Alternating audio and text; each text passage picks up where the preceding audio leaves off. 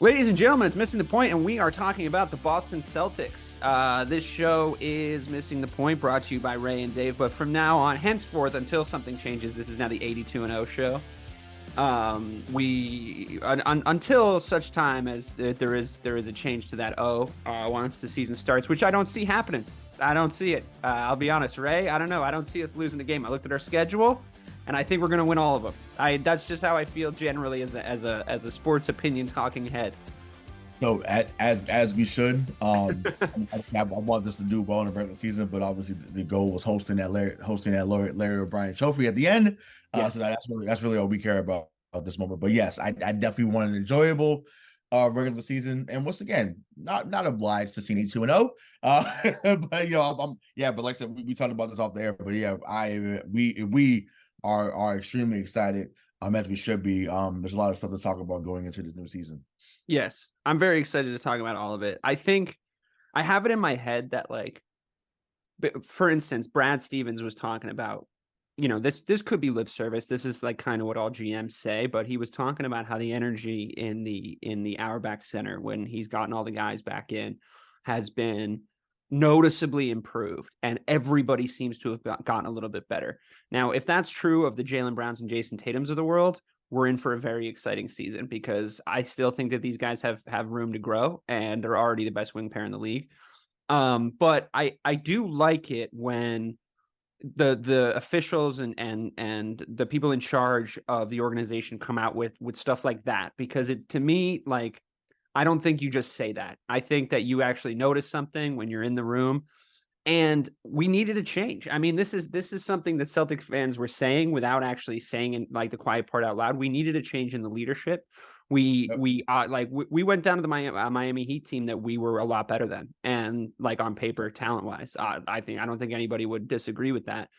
Maybe some Miami Heat fans, but we went down to a team that we lost the mentality battle to last season. And I think what needed to happen is that the leadership needed to fully finally go to Jason Tatum and Jaylen Brown as the two best players on the team. And I think that's what's happened here. That's now their team.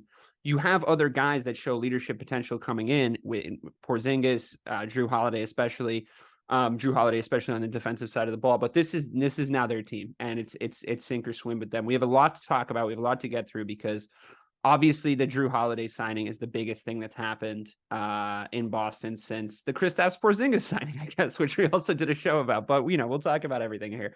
I see the collective energies and attention of the Boston sports community starting to shift now, coming into October, after that shellacking that the New England Patriots received on the other end of the Dallas Cowboys. I think everybody's like, well, at least we've got the Celtics. The power rankings of the four Boston sports teams are probably Celtics 1, Bruins 2. Would you say Red Sox dead last? They won 78 games this year. I mean, I don't know what. I mean, it's probably tied 3-4 right now with Red Sox, which is crazy. But essentially, I mean, the Bruins being in flux, in sort of a strange. Yeah, they made a run, but where are they going to go?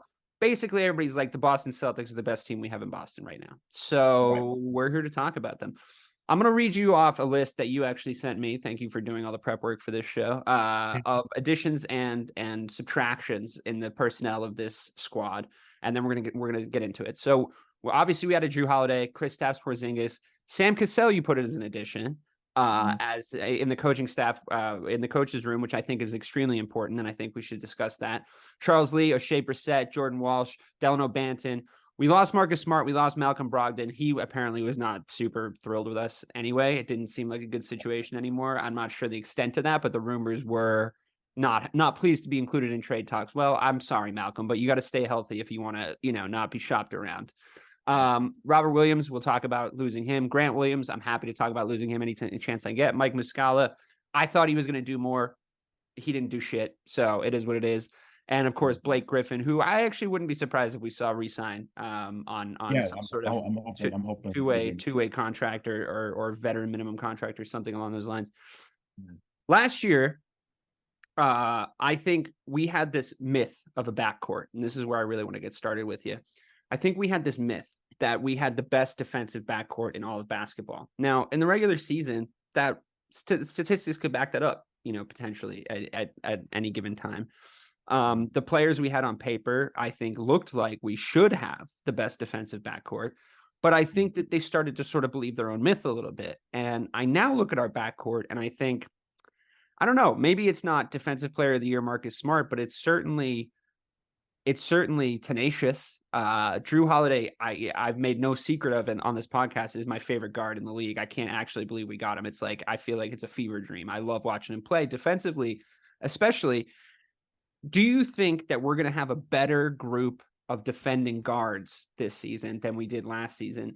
If not in the regular season with overall defensive numbers, because I think we're going to be playing a very offensive game, at least when it counts in the playoffs. Yeah, I think because we're not going to see Jrue take the gambles that Marcus took at times.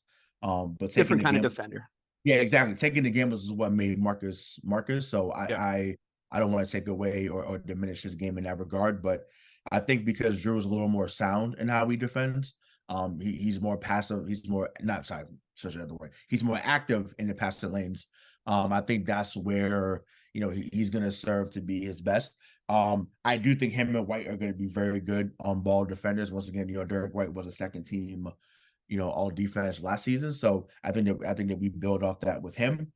So yeah, I do think in closing situations, which is something I think you and I love to talk about all the time. Who's going to close? Who's going to do this? Who's going to do that? So we're going to be very excited to see Holiday and White out there at times, or if it's just Holiday, or if it's just White at times, being that lead guard, looking to shut down who's on the perimeter. So yeah, I think because the talk about defense seems to be different already, even in these press conferences so far, even what we saw, even like a month ago going into the season, they look like they're looking to put the emphasis back on the defensive side, like they did it 2 years ago. That seems what the players wanted, right? It seems like the players wanted to do that because Joe came in and sort of started changing the emphasis to scoring. And when the scoring dried up, I mean, you don't have as much fundamentally sound defense to fall back on. And it seems like the players themselves are the ones that want to play D, which is atypical of a basketball unit. Usually it's the coaches trying to whip them into shape and actually get them going, right? If you had to explain to somebody who never watched the Celtics before what it is to have gotten Jrue Holiday, especially as how it worked out. I mean, to me, I'm kind of thinking of it in my head as like almost a straight swap with Marcus Smart. You know what I mean? Like it's basically, I think, an upgrade on just Marcus Smart himself. With the addition of also Brogdon leaving, but I mean, his health was in so much question already. I don't even know what impact that would have. But if you were to explain to somebody what kind of a player Jrue Holiday is and who they're getting, in comparison to what they've watched before, what would you say? So it's probably, I would actually probably go really old school, and I know, and that's because of how my mind works. But there was a player that came long before you and I were born. But he was actually traded here after we got swept by Milwaukee, ironically. And his name is Dennis Johnson. I think it could be that type of deal where we get a guy that's later in his career, had already won a championship, but it helps us win 2 of the next 3, right? And that's what happened with Dennis Johnson. And the reason why I say that, because a lot of fans, I feel like up here, that don't want to watch the new NBA, they'll gravitate to what they saw with Larry Bird and Muscala and Parrish. But even though that Celtics team had already won, they needed somebody that was going to be that lead guard that could help Danny Ainge at that time be that good of a backcourt at that time. But if I'm going more modern day, I'm thinking, I am going to compare him to Marcus Smart, right? I feel like he's Marcus Smart, but with less, what's the word? I guess less ego, if you wanted to say. I feel like that's the word. Less of an ego there, and I just think that he is more sound. Now, there are some turnovers that's there. He can be turnover prone if we're going to be, we want to make sure that we're giving, biased or unbiased, commentary here. But yeah, other than that, yeah, I would say, like I said, old school comparison. I would say he's more like he could be a Dennis Johnson. And then just New Day, the guy he just replaced, and Marcus Smart. I feel like he's somewhere in between the two, because Dennis Johnson was really good offensively, although he was a beast defensively. I think he's really in between those two type players. And if we get any of that, or more than that, then yeah, we should be very happy come June. Well, it's just exciting to see, we kind of don't know what we're going to get. I think that's the exciting part. It's for better or for worse, we're going to see a new look Celtics. And I think that was necessary, obviously built around the same core that gets you there, but you need to change the pieces to get them to where they're going to be. For instance, I mean, Jrue Holiday, the thing that you and I have talked about this many, many times when sort of lamenting the Celtics woes, the things that they're not so good at, especially in crunch time situations. We have a lot of really good spot up jump shooters, like a lot of guys that can shoot the ball that you would trust, like Al Horford. If he's wide open from three and he gets the ball and he's in his spot already, I'm happy to see him shoot the ball. Obviously, his efficiency took a fucking nosedive in the playoffs last year, but whatever. I still think he could be a threat there. Obviously Jason Tatum, obviously Jaylen Brown, Kristaps Porzingis. Now, if he gets to his spot and you find him with a good look, he can hit a three. He can hit mid-range shots. The thing that Jrue Holiday, in my opinion, brings, and this is the kind of guard I love to watch, is he can shoot off the dribble. He can shoot. He can catch and shoot. He doesn't need to. He can shoot. His release is a little faster, I think, than most other people's on the team, and I think that he's going to be able to shoot kind of moving balls. You know what I mean? And because I think movement has been an issue for us. Like when we start to sort of when a Tatum play breaks down, everybody knows what this looks like. Every Celtics fan knows what this looks like. When a Tatum playmaking situation breaks down, it becomes like he's going to put up a dumb shot. He's going to put up a low efficiency, mostly covered shot. And I think if there's a guy coming around the corner at 1,000,000 miles an hour, ready to catch it and just go right up with it because he's bought himself a half a second around a screen, the teams were doing that to us a shitload last year, but we weren't doing it back to him, and I think that, and Jrue Holiday did it to us last year in the playoffs a bunch of times. Yeah, exactly. So, and I'm watching, I'm just like, oh God, that guy's so good. I love him. But I wish he was on our team and not their team. And I think what you're getting then is a new dimension to the offense, a new thing. That being said, the pick and roll, we've been talking about what this team is going to look like if we actually affordably and effectively run the pick and roll, Kristaps Porzingis and several other guys. Leads me to my next question for you. It seems a lot of talk, press conference, Brad giving interviews. There's a lot of talk about Jason Tatum sort of transitioning into a new hybrid sort of point forward role. Maybe not that extreme, but he's going to be playmaking and running the offense more. I think that obviously somebody's going to have to, right? We lost Marcus Smart. He was bringing the ball up for us. I think the numbers are 70% of the time or something like that. So yeah, Derek White, no problem. Absolutely no issue with him being our guard. And I want to get into talking about if he's going to be our starting guard, if it looks more like Jrue will, and it's going to be Al out there to start and what our crunch time lineups are going to look like. We'll talk about all that. But Tatum is the point forward. We'll just use that terminology for just for ease of just for brevity, even though it's not quite the same thing as what that term means. Tatum is, as a guy playmaking for us, I have been advocating for years. I think he's improved his playmaking. I think that's there for the world to see.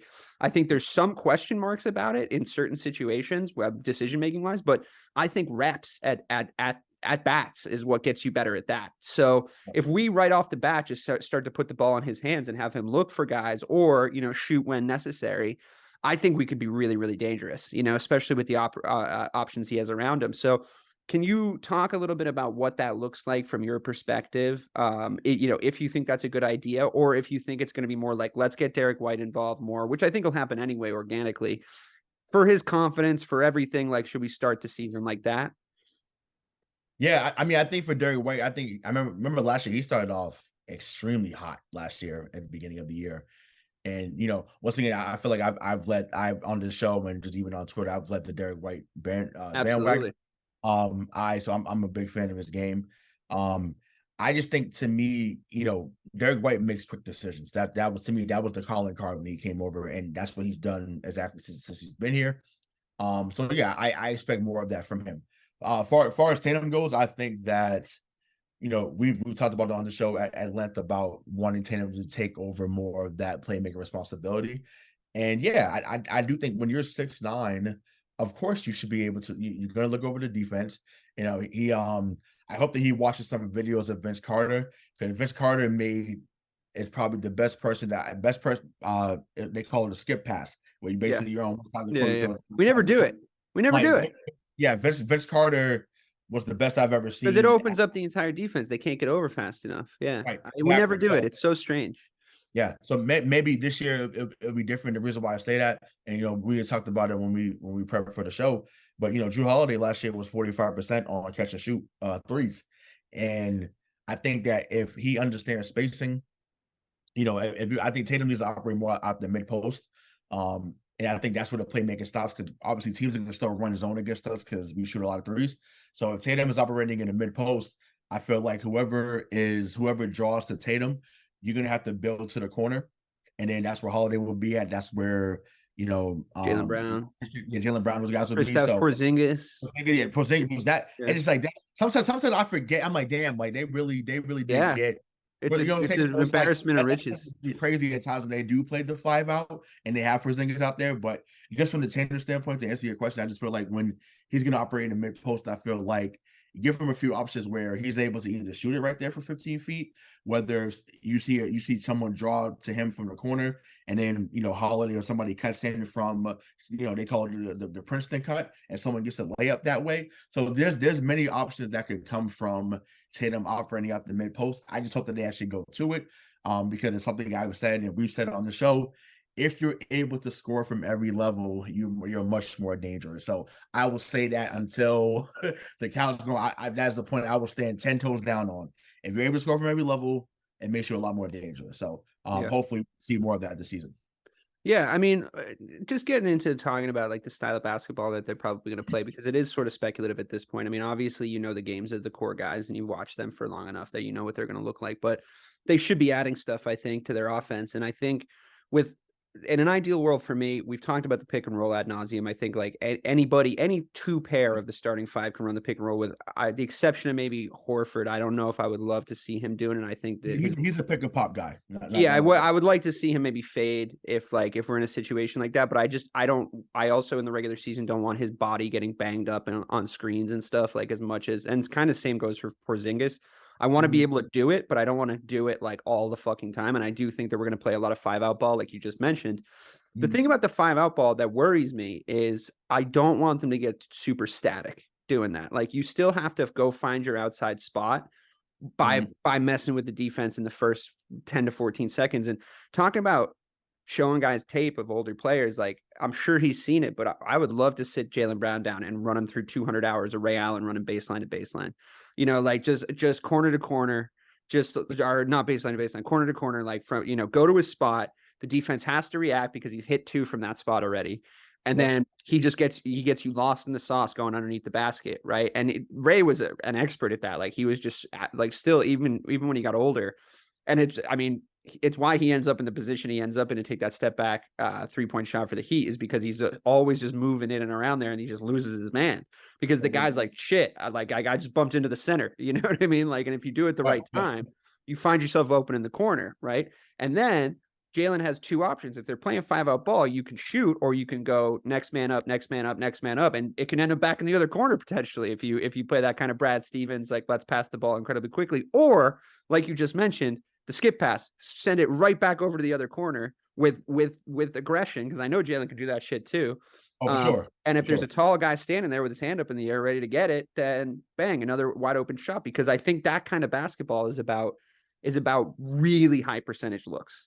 You're trying to get and you have so many shooters on this team. I'm just worried that we're going to fall in love with it. We need to have a plan B. And if we did have a plan B, what would be your ideal world of okay, the 5-out's not working, the shots are not falling, what do we do? I know you're gonna love my answer. I'd pick a roll with Porzingis to death. Yeah. You're not gonna stop Porzingis and Tatum. Yeah, it doesn't even need to be with a guard. Like all day and all day. That middle pick and roll once again, we're always going to give credit to the players of the past. Just watch tape of Stockton and Malone. The best pick and roll ever run in basketball. They ran it every play, whether it was in the middle, whether it was on the left side, every time. They ran that play every time, and you couldn't stop it. No, you couldn't. So you would think 2 guys that are in the Hall of Fame, the guy that has the most assists all time, right? You would think, you know what? Let me see if I can run this play 5 or 6 times a game, right? And you get the offense, get the offense going. So yeah, I would love to see that. But once again, we're gonna have games where we get extremely hot, and is it gonna be 5 out because Porzingis is on fire? Yeah, I mean, look, if the shots are falling, it doesn't matter. Yeah, that's gonna happen in some games, and I can't wait. But I don't want it to happen enough to, like you said, where they become so reliant that they don't go down to the post. Now, once again, Brad has talked about it, Joe has talked about it. Because Porzingis has had a lot of moments in the post the last few years, they do want to get some post ups for him down there. So I'm hoping that they actually implement that into the offense. But we didn't have anybody that could run a real post game before, Right, exactly. I'm not saying he's going to be KG, but I mean, just a little playmaking from the post. Like Al would kind of do it, but when you're asking him also to like run the floor and space the floor, it's not really the same thing, like you can't have it be as effective. Also, Al's coming up against guys in the post like Joel Embiid. It's like, well, what are we going to do? Like run a fucking post game through Al Horford right now? And we're playing against Joel Embiid. Like that's ridiculous, Well, speaking to him though, now that's delusional, motherfucker. Jesus Christ. It's like he hasn't been watching the news. To say, and once again, I get like, what is he supposed to say? Yeah, I know. And I get it, but it's just like, dude, like, just say, hey, on paper, yeah, they look like it's better, but I can't wait to compete, and that'd be fine. Yeah. Can't wait to compete. Once again, he's a bad man. He's great. He's not no scrub saying, I get it. So, but it's like, dude, like just get you a couple of cheese. Yeah, but I mean, all this stuff that's about to go down with Harden, like you can just see how ugly it's about to go. Oh yeah, listen, I'm here for it. I can't wait. It's just, I mean, it's like I never really consider the 76ers like any sort of a threat, to be honest, like in the modern era and also in the previous eras. Like, right. No, I was like, you missed what I said though. I was like, I can't wait to trade Al for him. Oh yeah, right. I'm like, no, listen, that's a joke. That's the pipe. That's not gonna happen. At that point, just hand us the trophy. We don't have to play this. Oh my god, yeah. Next but in the room. But on that note, Porzingis drawing out Embiid, though, I feel like when we're playing guys like him or Jokic or whatever, like because they're going to be guarding Porzingis, like you can't play center field against us, right?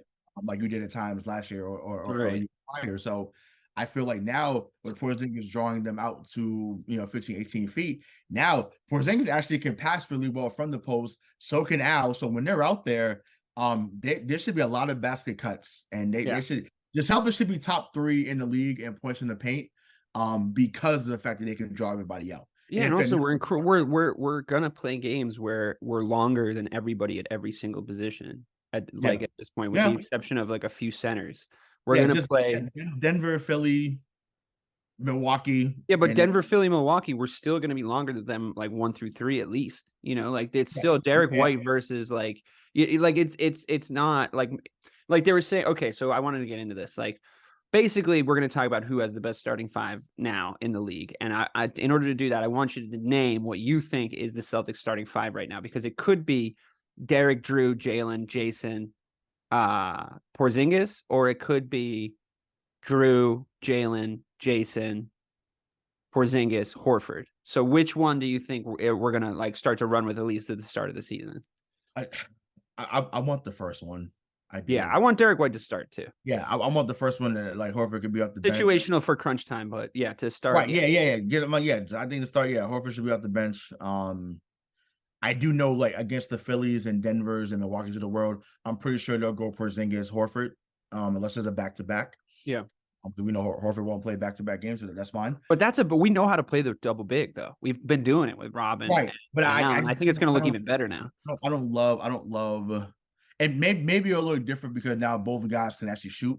With Robin was limited because he can. He was going to defend. But unless he was a threat at the rim, he wasn't going to be much of a threat elsewhere. So, it is what it is. So maybe a little different that way. And I can't wait till Sunday to see that. But yeah, I do think I just feel like Joe will go with the comfort zone and do the double big, to start. But because you're trying to preserve those guys health-wise, I just feel like that lineup should be staggered. So I just feel like either Horford. I mean, you're gonna start Porzingis anyway. So I think that I think Horford should come off the bench, in my opinion. But it is what it is. But yeah, it should be Holiday, White, Brown, Tatum, Porzingis. So that essentially the other the other starting five, I think there's a big drop off after us in Milwaukee. Right now, roster wise, on Oh yeah, for sure, for sure. for at least your top six. So you take that starting five. Let's go with the fact that with the idea that Derek White's going to start. Now they're going to match up against a pretty intense Milwaukee Bucks starting five. And correct me if I'm wrong here, because there is a couple of like maybe it's this guy, but it's probably going to be obviously Dame at the one. Yep. Grayson Allen at the two. No, he was in the trade. Oh, he was in the trade. So who? Malik Beasley? Yep. Okay, so Malik Beasley, Chris Middleton, Giannis, and then Brook Lopez. Yeah. So I think that there's places they have advantages in that matchup, and there's places that we do. I think specifically the wings, like Middleton and Malik Beasley, are going to get fucking murdered by Jaylen Brown and Jason Tatum. That's just like, I just think that's a fact. Middleton does good on us. I know he does, but like in a playoff situation, like that's how we win that series, don't you think? He hasn't been what he's been the last year. No, those injuries are starting to stack up. Yeah, and it's unfortunate. I think he's really talented, but it's just like, yeah, he's just not. He's not where he needs to be, which is why I think they went out and got Dame. They was like, look, of course, second guy, and then once again, he's relatively a very good three. He's a very good three guy. Yeah. Which is fine, but I just think at this moment he can't be the closer that he was for them, a couple of years ago when they got the championship. So no, for sure. But I think that Dame Giannis combination is going to be super fucking scary. Like we're talking about the pick and roll over in Boston, and I like they might be able to run an insane pick and roll because like Dame can do everything. The thing, the thing that people don't realize about Dame, and I think that maybe it's a market issue from where he's been playing. Like you haven't seen like a fuck ton of deep playoff runs from him. Like, he hasn't if you're a basketball fan, you know what Dame Lillard is, you know what his game's all about. But like for the people in the back, can you talk about what he's bringing to the table that obviously he's an upgrade on Jrue Holiday? I'm happy, very, very happy to get Jrue Holiday because I think he's an upgrade on Marcus Smart. I think we have a better starting five than them overall still. Yeah. I think that's the reason we became the favorites again once we made the Jrue Holiday trade. But obviously Dame Lillard is, one of the best point guards in the league, if not one of the best point guards to ever play the game of basketball. So this is a guy, in my opinion, who, players like this are so rare. Like the play can break down and he can still kill you. He's clutch as fuck. Like he's incredibly, incredibly clutch, which I think that was missing. A good deal of that was missing from the Milwaukee Bucks. Because I think Giannis is great, but I think what happens to him is he's like had to do everything by the time that clutch time rolls around, and he's just like exhausted. And I think that happened the year we went to the finals 2 years ago. I think that's how we beat the Bucks, is we got him tired. And you could see it, by the end of it. But with Dame out there, it's like he can always kill you. He can hit a buzzer beater it right in your face, like no matter what's going on. If you got two guys on him, he can kill you. He's the kind of guard that is he's more than a guard. He's a player. So he can kill you from anywhere. So what are we worried about now, Ray, when going to play the Milwaukee Bucks? Like how are they going to kill us, and how are we going to kill them? Dame getting 60. Yeah. It's just like, Jrue can guard him though. Jrue can guard him. Sure. I mean, listen, because for those that want to watch, I mean, granted, I know it was 5 years ago, but obviously Dame was in his prime. Watch the New Orleans Pelicans series against them at 2018, where Jrue held his own against them, and they swept the Blazers. Sent them home in the first round. Him and Rondo was a hell of a backcourt at that time. With AD and the crew over there. But yeah, with Dame, man, it's just the dude literally could pull up from half court and it's a good shot. Like we no longer look at his shot to say, damn, he pulled for 45 feet. Like that's a bad shot. There's not he is open from half court on down, like literally.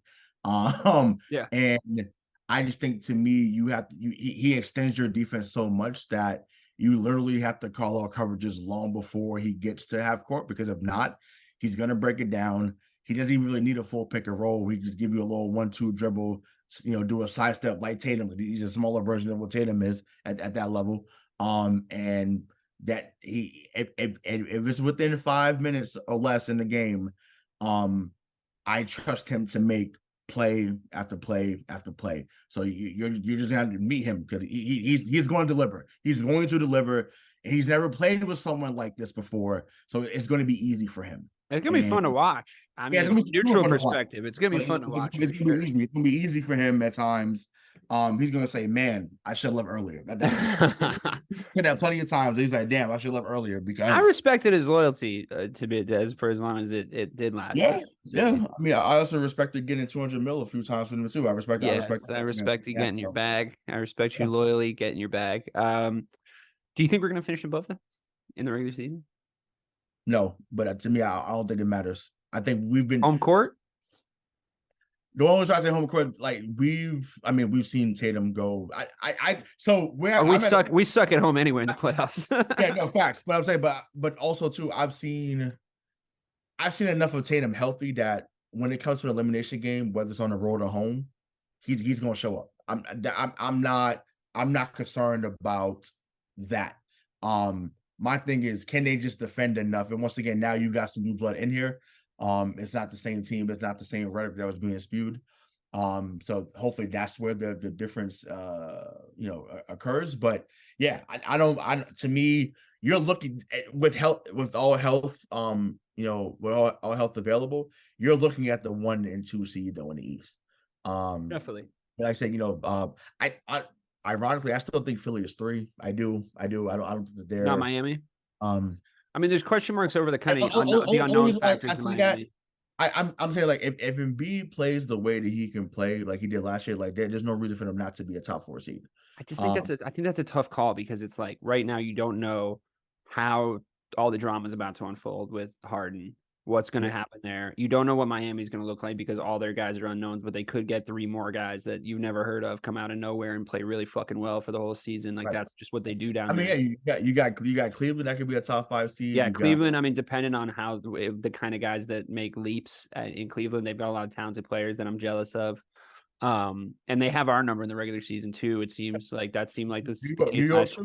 New York got a number last year too. New York, I'm not 100%. I'm not 100% in on their roster. I think that like I'm talking about just against us the way they play. Against us, yeah, they had us for whatever fucking reason. We were just losing to these very specifically built teams. But I feel like New York, it's like be careful what you listen to when you listen to what people talk about the New York Knicks, because a lot of them might be New York Knicks fans and they're just like aggressively hyping up their team because they got one good player and that happens to them once every like 15 years and they're just like, yeah, my God, this guy's gonna be amazing. And he's a guard, so it's like I'm not crazy, and he's like kind of a traditional guard, so I'm just not that worried about it, especially against the other heavy hitters in the East. Like they're around a bunch of hatchet men now at this point. If they're in the West, I mean, the West has gotten so much weaker over the last few years, and like, I mean, I'd say it's still probably Denver. Are like, would you say they're still in your head the scariest team out of the West? They have to be, right? I mean, Denver, yeah. I mean, I just mean matchup. I mean matchup wise for us, like. Until Jokic says, "I want to live in Serbia on a farm," and just which might happen because he does not happen here. I'm like, right, but he until he says, "I don't play no more," like he's gonna dominate. Yeah, because they walked it. Like they walked the championship last year. Yeah, Murray's healthy. I love Michael Porter Jr. I think he's really good. He's really good. But who challenges them in the West now? The Lakers. They can if they're healthy. They stay healthy. They're so old now, though. They're healthy. Yeah. You got Austin Reeves. I mean, that's a good. Yeah, I mean, if honestly, and I know we've been saying this the last 4 years, but if the Clippers are healthy coming to the playoffs, that's a team that can challenge. Because we say that every year. We say it every year, but I trust. We think Russell Westbrook's going to be the fucking difference maker. I trust Kawhi in the playoffs here if he's healthy to say, okay, let me remind you that I'm still that guy. In that moment, once again, if healthy. What about Phoenix? It's a proven talented. So Phoenix. Oh, forgot about that. Phoenix as well. I'm excited Golden to see State. Golden State. So Phoenix, Golden State, Dallas. Those are all in the mix there. Dallas, I still think, has weaknesses in their roster that's going to show up, and it's going to be disappointing to watch Luka have to try to do fucking everything again. Because here's the thing, that the way that like we're talking about the West, and it's sort of starting to crystallize for me. It's like it's boom or bust in the West, right? Like they could be really bad, Like the Western Conference could be really, really bad this year if like none of those teams, because it's all like in the East, you got the Celtics and the Bucks, right? Like they're gonna be good. It's whatever happens, they're gonna be degrees of good. It's just a matter of like what those degrees are. And then you have that tier 2 where it's like you said, you still have Joel Embiid, who's easily the best 5 in the Eastern Conference, just like dominating all those matchups. Right. And then you have that is also true of Denver in the West, but everyone else that you just talked about, there was some sort of, if this happens, then this will happen. If this happens, then this will happen. If they stay healthy, if this guy comes through, if LeBron and AD stay healthy, if Kawhi and PG stay healthy, and if Russell Westbrook doesn't put up 17 the most inefficient scoring game you've ever seen in your life, other than maybe a Marcus Smart on a bad day. He figured it out for them, though. He was a lot better for the Clippers than he was with the Lakers. So I think he's finally accepted his role, which is, right. But that's also scary because there's no one that plays harder than him. So right. He was the reason why they was even in that Phoenix series last year. Yeah. He made the plays on defense. I was like, wow, like, okay, so he's still showing that I can still do this at a high level, and it just won't be in every night. Yeah. No, for sure. I mean, yeah, I think they also fucking waxed us last year when we went to LA. I went to that game. It was fucking depressing, and it was because it was like one of the few games where all their guys played. Right. Yep. And they were like, oh, look, we can like really play tonight. Like, let's get after it. So they are scary. But again, it's a lot of like, if this, then that. But I mean, that's true of us too. Like Kristaps Porzingis, there's health concerns. I mean, you guys have brought up the very good point that he has played more games than maybe you thought, but just in a market where his like name wasn't getting mentioned. So, he played 60 or 58 games or something last year. I think. So can I address that? Because this is to those that have been getting at me and talking. I mean, knock on wood, obviously. Yeah, anybody can get hurt, it's like. Yeah, anybody can get hurt, but I'm just no, please, the floor is yours. So the last 3 years, so 43, 51, 65. So for those who don't know, I'm a math teacher when I'm not doing this here. But simple math, right? 43, 51, 65. That's an increase of 22 games, right? So he's played more games each year the last 3 years. The guy that got shipped out to Portland, meaning Rob, once again, we love Rob. 12, 11. Played 35 games last year. Ugh, that's 30 more games for a guy that's super injury prone. And Porzingis has played 70 games twice, 60 games, I think, twice as well. So it's once again, people are building a narrative because they want to cope with us getting a guy like Porzingis and getting a guy like Jrue. And I say, sit back and watch the greatness unfold, because you're going to be really upset when the team wins 65 games this year. I'm very bullish. I know we joked about the 82-0, but I think the team wins 60 or more games. I mean, listen, man, I have to agree with you, because to me, here's what I think we do in Boston. And I think I have a little bit of a unique perspective on this because I'm not a fan of your New England Patriots. No. The thing that Boston fans do is they sort of conflate their sports in a way that maybe other fan bases do, maybe other don't. I just have first-hand experience of the Boston fan base, where they say things like, "You're losing Marcus Smart. That's so much leadership to give up. The intangibles, da-da-da." Now, while that's true, what you have to remember about basketball is it's not football. It's the goal of basketball is to get the best 5 players that you can possibly get on the court, talent-wise. The game, as the great Bill Russell said in those Uncle Drew commercials, the game is and always has been about buckets. It's about scoring more than your opponent. Like, if you have the best guy on the floor for a playoff series, good chance you win that playoff series, right? Yep. Like, good fucking chance you win the playoff series if a guy is just absolutely showing out, right? You can, in the modern basketball era, you've proven that you don't even need a big 3 anymore. You can go get a big 2. You can go get the 2 best guys and put them on the floor together, and that complement each other well, sure, but really they just need to be the best guys on the floor. They'll figure it out from there. Their games will do the talking from there.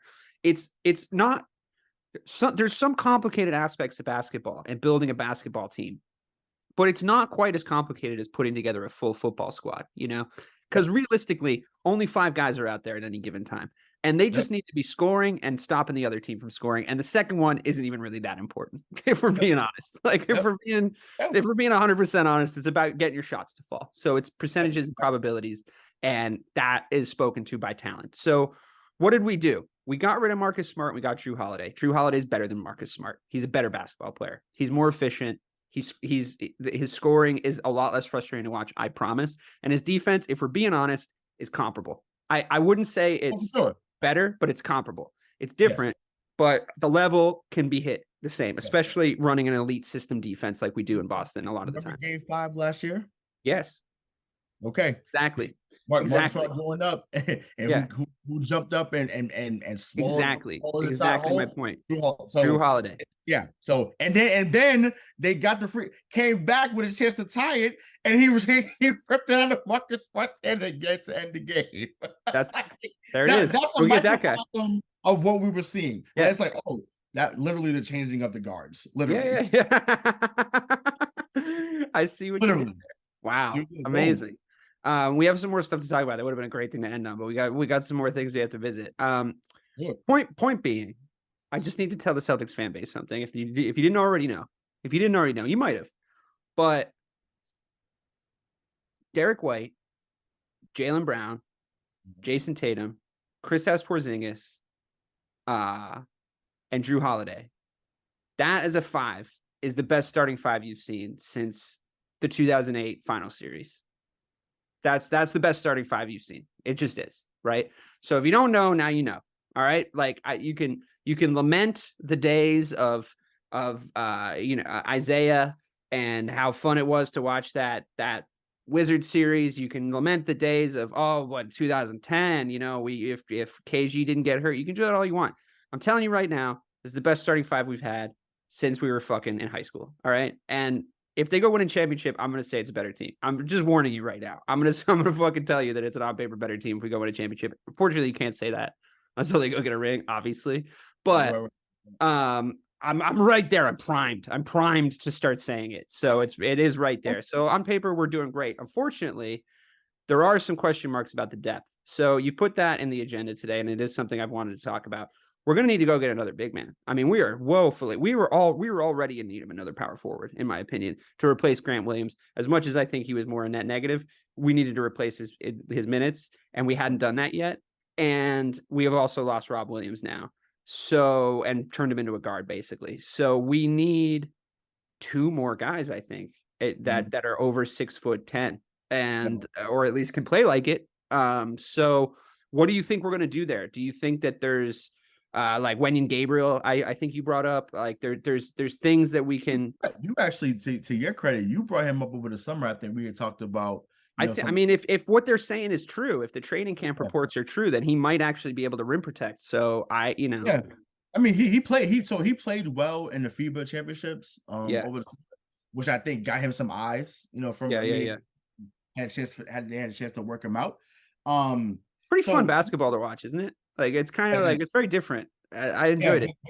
Big time. And I guess he's from the area too. Or I guess he's from New Hampshire or whatever. He played in New Hampshire. So I guess. I love that. I didn't know that. Yeah, no, I trust me. I've been listening. I've been watching like a crazy amount of unhealthy amount of tape of everything. I love it. Please, let's hear the scouting report. It's pathetic, but no. So you talked about I feel like just watching his tape, like he can do enough of what Rob did last year. Once again, Rob is a freak athlete, so you're not gonna get the rim threat that he was like that. That's rare. That's what made Rob special. But the hustle is the same. The rebounding is about the same, per 36. And I know that's the analytics stat, but I mean that's he was off the bench, so you have to use those type of stats. Sure. But yeah, he is someone that can give you 40 to 50 games, hopefully, if not more. He is 6'9", so he's not 6'11", 7 feet. I know some people were trying to put that on. Like, no, he's 6'9". Like that's. But Rob was 6'9". Yeah, Rob was 6'9", exactly. So I just think, but he was. I think Gabriel can be that. Personally, I think we talked about this over the summer, but it's relevant to this conversation. Go get Dwight Howard. Go get him. I would love that. I would absolutely love that. That would be perfect here. I would love it. That would be great. Yeah, I think he's gonna go to state too, and get Blake Griffin back, and then like look at the veteran presence we have on the team. Like, and those are the kind of guys you want around. I'm here for it. I would love for them to get Blake back, but yeah, if you bring back Blake, I'm here for it. If you bring Dwight Howard in, let's get all the guys that were good in my favorite ever era of basketball. Yeah, put them on the fucking Celtics. But the thing about Dwight Howard, like Dwight Howard, can do everything Rob did, and I mean he's older obviously, but Dwight Howard is still really athletic. He's 37 years old, and once again he knows his role now. And but you're right. Yeah, you're asking for 12 minutes from him. Right, exactly. And what the best thing about Dwight Howard at this stage, he's going to stay in shape. It's not like he's going to be out of shape. Like him and Al are. He does look kind of weird compared to old Dwight Howard. He kind of looks like he got sick. More muscle bound on top for sure. But I do think that he is someone that would be an excellent fit here if that was the case. I do think Willie Cauley-Stein is also available, if I'm not mistaken. So he's now Willie Cauley-Stein 7'1". So if you want to get that out here as well, but I love the idea of Dwight Howard because it's like, yeah, okay, he's not like the kind of guy that you immediately think of as like the kind of veteran leader that you would want to bring in, but just the idea of a kind of a consortium of players that were from that era. Like if it was like him, Blake, Al Horford, Sam Cassell, like guys just sitting around, like knowing what it is to play at an elite level and be one of the best of their position. Those are guys that were all at one point, close to one of the better players in their position. If not, like, I mean, Dwight Howard was the best center in the league for 3 years, at least. Right. So at least. So, I mean, the game kind of passed him by and he had to change his game around. And obviously he lost a little bit of athleticism. He's still athletic though. Like you said, I like the idea of it. I like the idea of making the bench guys that can contribute, but also a bench that you like looking at and going like, yeah, they're saying the right shit. Like they're saying the right things. There's no Grant Williams being like, all right, gather around everybody. Like, let me tell you about how we're going to win this game. And fucking Marcus Smart rolling his eyes at him. You know what I mean? Like you watch that and it's just not good. It's not good optics for like team chemistry, And I don't know if you saw, there was a video trending because Grant Williams on his new team in practice tried to go for an alley-oop and like fucked it up. And they were I saw that. Yeah. They were putting it next to a video of Tatum like dunked in one of the playoff games last year, and Grant was like calling for an alley-oop, and they were like, "How come you didn't throw him the oop?" And he was like, "I'm not throwing Grant Williams a fucking alley-oop, dude. I'm not doing that." He said maybe if we practice it, but he's like, I'm never throwing that. No, yeah. And he went up and like yammed it in Grant's face too. So it was like, okay, cool. And if you watch the tape closely, you can see Grant saying, "Oh wow." But that's the thing. Like, I mean, Grant, all the best to him. He's off to greener pastures. Maybe not greener, considering we kind of have the corner of the market on that. But he's off to better lands where I don't have to fucking hate him week to week. I have to say, like, the thing about him that annoyed me was like less the fact that he was like closer to Draymond Green in like the quadruple fucking zero games that he was in like, really impactful minutes when people were making those comparisons. But really, it's this thing of like, it was really highlighting to me that nobody wanted to step up and be a leader when it was Grant Williams, like fucking flapping his fucking gums in the huddles when we were losing games. Like everybody else had their heads down and they were fucking quiet, and it's annoying. It was really, really annoying. And it's like Grant sort of became the lightning rod for that, but really that wasn't his fault. Like he's trying to do his best to galvanize the team. And it just would annoy me that it was him. Yep. That's why I backed off. I said, wait a minute. The fact that he's the only one showing fight like this, and it's a bigger problem for the rest of the team. That's ridiculous. And I'm just hoping that with Marcus gone, I mean, yourself, like everybody's been in this situation where it's like you like and respect this person. Like you've had a Marcus Smart in your life, at your job, like in your friend group, whatever it is. Like you like and respect the person, but you don't necessarily think that they should be the leader of whatever's happening. And but it's like you can't take it from them because you can't really like articulate a reason why. It's just you feel like you would do a better job, so you have to wait for an opportunity for that to really come full circle. And it just would have caused problems if Tatum and Brown were like, all right, Marcus, shut the fuck up, like we're doing this now. Like it wouldn't have been good. I'm still, especially with Jalen. I bet because you remember him and Jalen. Tatum's more reserved, but right. But him and Jalen were fucking about to come to blows at one point in the locker room. That story leaked, right? So obviously Marcus wasn't letting that go. Like, he wasn't letting go of the reins on that one, right? So it needed to sort of happen organically. And I'm just hoping now that these guys do really step up and start to lead the team. But I like to bring the point full circle to your point. Dwight Howard and Al Horford, Sam Cassell. Like, I love the coaching additions. Like, I really, really love it. We brought in Sam Cassell and O'Shea. What? Say that again? Sorry, Charlie's the other coach. Yeah, O'Shea Brissett. I just love that. I love the coaching room, and I think it's going to make me hate Joe Mazzulla a lot less, because I think that he's going to be getting better advice or any advice at all. I mean, he didn't have anybody. He was really, his ass was hanging out in the wind, you know? Yeah, but honestly, so take a listen to he just did a show with JJ Redick on Old Man the Three. I heard it. And then even his interview. So he seems way more relaxed right now. Yeah. So that might be what we needed. Like, and he talked about, he was like, look, and he was like, man, he's like, I had a lot of things on my mind. And you could tell that he was thinking, like, it was I like, think he had to do too much. I think he was given too much responsibility. I think he knew what he wanted and had to do, but because everything was moving like a million miles an hour, it was like, okay, will it ever slow down? So it looks like in this offseason, with him talking to Kristaps, talking to Lee, talking to Brad, talking to Mike Zan and the rest of Celtics ownership, is slowed down. He seems more comfortable. He seems more open. And I'm just like, well, if that's the case, look out, because if he's comfortable in his role and he's hearing and he's getting advice from Cassell and from Lee and the rest of that crew, yeah, this may be, because once again, despite all that happened, they still won 7 more games last year than they did with Ime. You know what I'm saying? So it's just like that to me, you know. But now once again, I just wonder what, like, that full season. Just call a timeout though. That's all we want. Just call a timeout. Yeah, just call a timeout. Just call the timeout. The problem is too, and you know, this is like obviously been a point that's been beat to death, and I do want to stay positive, and I do want to clean slate it with Joe coming into the year, because I think he deserves that. I think that I think the players seem to have his back. I think that the fact that he has a coaching staff that's competent now or exist and like can open their mouths now. And like, I wanted Sam Cassell as our head coach, but I'm happy to have him just in the room. Like, I want him there. And actually, there's upsides to him being the assistant coach based on what my understanding of the basketball assistant coach's role is, because if he's freed up to not have to essentially like manage the game, to not be like worried about, like you said, like when to call timeouts, like the momentum of the game, whatever, he's freed up to recognize matchups that are favorable for our team and one-on-one, man-to-man coach the players, right? Like, that's what I want to see Sam Cassell doing. I want to see a shot of the sidelines where he's sitting next to a different guy every time, like it's cut over to him. And then you watch that guy. And Sam Cassell has a great basketball mind. Like, he just does. Like, I saw him do exactly what I'm talking about. I saw him do when he was one of our guys in a suit, one of our players in a suit in 08. He would say some shit to somebody and you'd watch them be like, oh, okay. And then they would go out and then they would get somebody. Like, they would take somebody one-on-one and they would get him. And it's like, ooh, I think Sam Cassell came up with that. This is why our fan base loves him. He didn't fucking play any minutes in the playoffs in 08. Like, the reason that our fan base loves him is because we all watched him do that. We all watched it. And then the players would come out and say that this is what he was doing. He's gotten even better as a coach, I would imagine.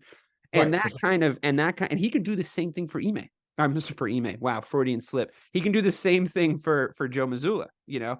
I mean, yeah, you said we won 7 more games. I just wonder how many more games we would have won if Ime had that full season playing the basketball. Oh no, I mean, it probably would have been in the low 60s to mid 60s. But yeah, what I want to add on to that point you just made, you know, and it didn't dawn on me until the hirings happened, and obviously now with the Jrue Holiday trade. Yeah.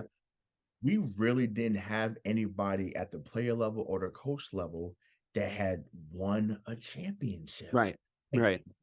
So when you're literally, it's damn near the blind leading the blind almost, even though they had been to a final. It's all theory. It's all theory. Yeah. You can only take theory so far. You need somebody. Right. Exactly. So now you got guys that have actually proven the theory, right? Mm-hmm. And it's proven to be true. As someone that's going to be on the floor, someone that's a 3-time champion Cassell. Sometimes that was Charles Lee was a champ there with Jrue Holiday, because he was there on the roster with them a few years ago. So they're going to have plenty of stories. They're going to have plenty of scenarios they can go through, what coverages to go through. Yeah. what to go through in this scenario. And once again, that's what Jrue Holiday talked about at the presser today. He was like, look, he was just to tell them, hey, it's not it's not easy to get over that hump, but I hope to offer some assistance as to what they need to do, to get there. So that to me, because we were so frustrated with how things have been the last few years, it really hit me. I'm like, damn, we haven't had someone on the roster as a player that won actually since Aaron Baines. Aaron Baines won with San Antonio. Yeah, but and everybody loved it. Actually, I take him back too if he's healthy. I would definitely take him back, or Tice. I would take Tice in a second. That to me, excuse me, because he the city embraced him right away too. But I just feel like that's something to me that wasn't stated enough, that having someone there that won a championship, and then wants to also give that information back. Because sometimes you have players that won it but don't want to give it back. But to have players that, or have a player that won, have coaches that won, giving that advice and giving their perspective on things is huge. So hopefully that pays dividends this season and beyond.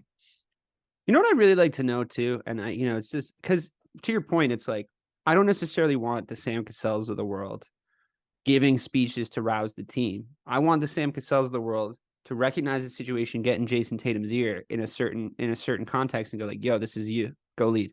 Like, get in there and go say some shit. Like, this is one of those moments, right? Like, that's what he should be there doing, as opposed to getting in there and giving fucking Coach Carter speeches or whatever. Like it's just the little things. Yeah, exactly. It's the little things. It's like you saw what we didn't have was the nuances in the coaching room, like the little things that you can see the Ime Udokas of the world had, before all that shit went down, that the Greg Popovich's had, when Minyama was like, Pop finally yelled at me. I feel like I'm in the club now. Like Pop fucking yelled it. And it's like, yeah, because he can yell at fucking anybody, because he's like the fucking best coach ever. So it's like, it that doesn't necessarily have to be your coaching style, but it's the little things. It really is like so much.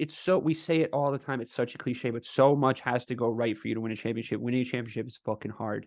It is fucking hard. So I want someone in there with the kind of attention to detail that Ray Allen had about like what time he was getting to the fucking gym. You know what I mean? Like, this is like, I want to know what fucking music they're listening to in the locker room, because if they had fucking Dancing Queen playing in the locker room last season, that's a problem. I want fucking, I can tell you it's not.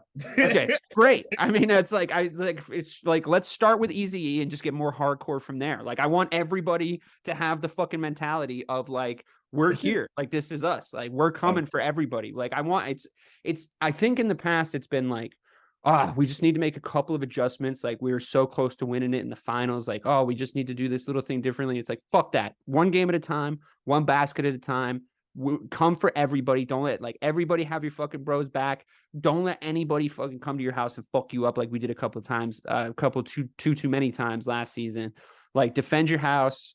Like, do your best on the fucking road. Like, try your heart out, but it's going to be hard. Like, there's some, I looked at the schedule. There's already some fucking gnarly West Coast trips in there that those trips need to, yeah, I trust them on the road. I do too. No, I genuinely do too. We had a really bad run last year where that was like very, very annoying to me, because I paid money to go to one of the games, but the